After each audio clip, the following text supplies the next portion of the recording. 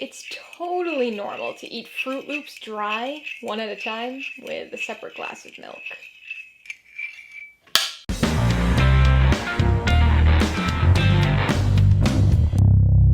Hey everybody, welcome to Mainly Movies. Today I'm going to be talking about the 2017 horror thriller, Get Out. If you're new here, please consider subscribing for a variety of movie-related content like reviews, ranked lists, and trailer reactions. All my reviews include a breakdown of the pros and cons, my rating, and some tailored film recommendations, so be sure to watch through to the end of this video for all of that extra content. Get Out stars Daniel Kaluuya, Alliston Williams, and Bradley Whitford, and was directed by Jordan Peele. It tells the story of Chris, who travels upstate to meet his girlfriend's family, only to uncover a disturbing secret. There's always something exciting about directorial debuts. For the most part, you come in with no expectations or preconceived notions. They've got nothing else for you to compare to, so it's a fresh start and a new experience with unlimited potential. Now, with Jordan Peele, we were met with a unique situation, because although Get Out was his directorial debut, he's far from an unknown newcomer, having acted in, written, and produced shows and movies for years. But what's even more unique about Jordan Peele, and one of the things that made this debut even more enticing, was the distinct genre shift. Peele is a comedian and has largely worked on comedies for the entirety of his career, but his first time in the director's chair, he creates a horror thriller. Now, that's a big shift, but I will say that it's not quite as strange as it might initially seem. For one, Get Out has very prominent satirical elements to it, and quite a bit of comedy threaded throughout the thrills. But secondly, horror and comedy really aren't that different from each other, emotionally speaking. They're basically two sides of the same coin, which is why so many people derive entertainment and fun from horror, and also why horror comedy is a very effective genre blend. But I want to make it clear that Get Out is not a horror comedy. It's got humor, but like a lot of horror films, it's got a message and something to say too. In this case, the themes are more text than subtext, but it's still effective. Broadly speaking, it's about racism, but really it's more specific than that. It's about this more casual type of racism and cultural appropriation and the masks and fronts that people have to put up as a means of protecting themselves, even if they truly want to break through that mask. So there's definitely some thematically heavy and relevant stuff here, but with his background in comedy, Peele nails the tone. It's thematically and socially important, but it's also very entertaining and highly unsettling. There are a handful of scares, jump or otherwise, but it's more tense than anything else, with a layer of creepy uneasiness and uncertainty that hangs over the film for most of its runtime.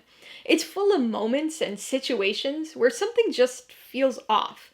It may not be enough to scare you, and you might not even be able to specifically put your finger on exactly what feels off, but it's enough to put you on edge, just like it does Chris in the film.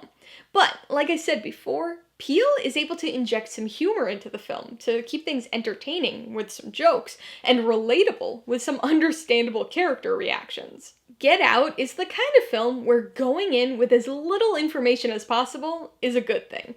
It's super satisfying on rewatch, but that first viewing is best when you're going in blind. When I first saw it, I somehow managed to avoid all of the trailers and any information on it, so I wasn't sure exactly where things would end up going. But it's the kind of movie where I always felt like I was close to having an idea of what was actually going on.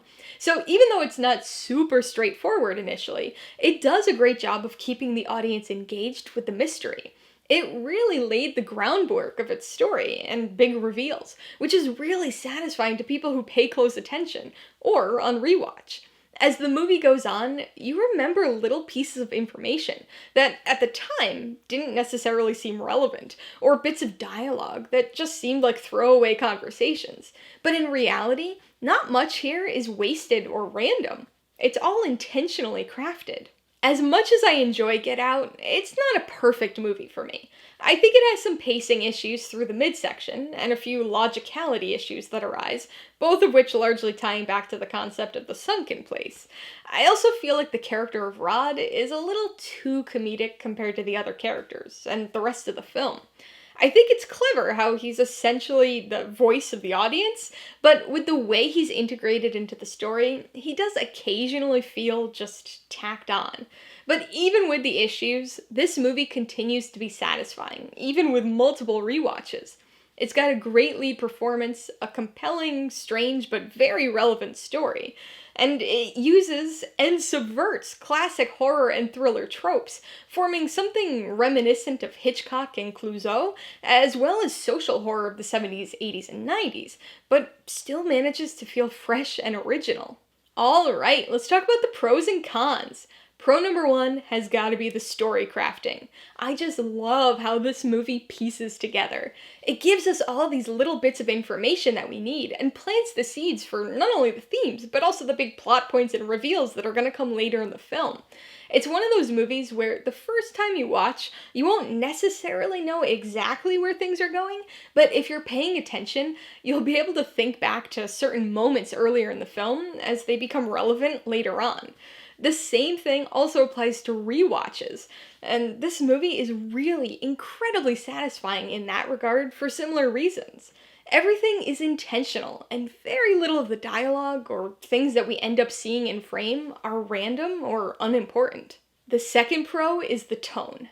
This movie is a tonal and genre mashup, which can be challenging, but I think it actually really works here. It has some serious and weighty thematic elements to it, which contribute to much of the social commentary present in the film, but it's not just some dark message movie. It certainly has those elements, and is very upfront with them, but it's also extremely effective as a very tense thriller, as well as an entertaining and, at times, fun movie. Horror and comedy often go hand in hand, so it's not that surprising that we get this interesting tonal mix, but I think Jordan Peele's background in comedy really helped this film on that front. Pro number three has gotta be the themes.